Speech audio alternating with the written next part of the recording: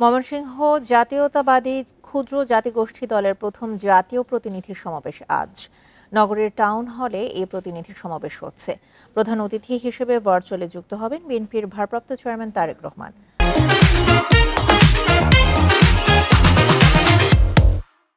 সমতল অঞ্চলের 12টি জেলায় বসবাসরত জাতিগোষ্ঠীর সাংগঠনিক সমাবেশ এবং মত বিনিময়কে ঘিরে সকাল থেকেই ক্ষুদ্র জাতিগোষ্ঠীর নেতারা ময়মনসিংহে আসতে শুরু করেন।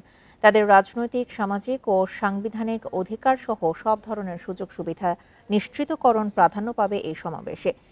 বিশেষ অতিথি হিসেবে বক্তব্য রাখবেন বিএনপির ভারপ্রাপ্ত মহাসচিব মির্জা ফখরুল ইসলাম আলমগীর, যুগ্ম মহাসচিব সৈয়দ ইমরান সালেহ প্রিন্স এবং চেয়ারপারসনের অন্যতম উপদেষ্টা হিন্দু, বৌদ্ধ, খ্রিস্টান কল্যাণ ফ্রন্টের সভাপতি বিজন কান্তি সরকার।